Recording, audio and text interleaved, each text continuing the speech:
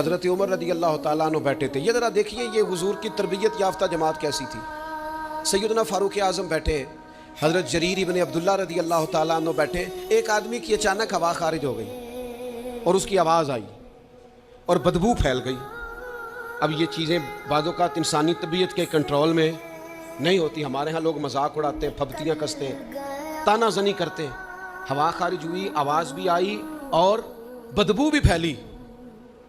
حضرت جریر ابن عبداللہ فٹافٹ اٹھ کے کھڑے ہوئے, حضرت عمر سے عرض کرنے لگے حضور ہم سارے جا کے وضو نہ کر رہے ہیں, ایک آدمی کی ہوا خارج ہوئی ہے, وضو ایک کا ٹوٹا ہے. حضرت جریر فٹافٹ اٹھ گئے کہ کہیں کسی ایک کی طرف لوگوں کا اشارہ نہ ہو جائے, وہ بندہ شرمندہ ہوگا, پردہ کھلے گا. یہ تربیت ہے رسول اللہ کے صحابہ کی.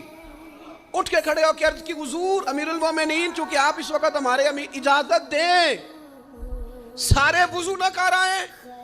تو وہ بھی تو حضرت عمر تھے نا, فرمانے لگے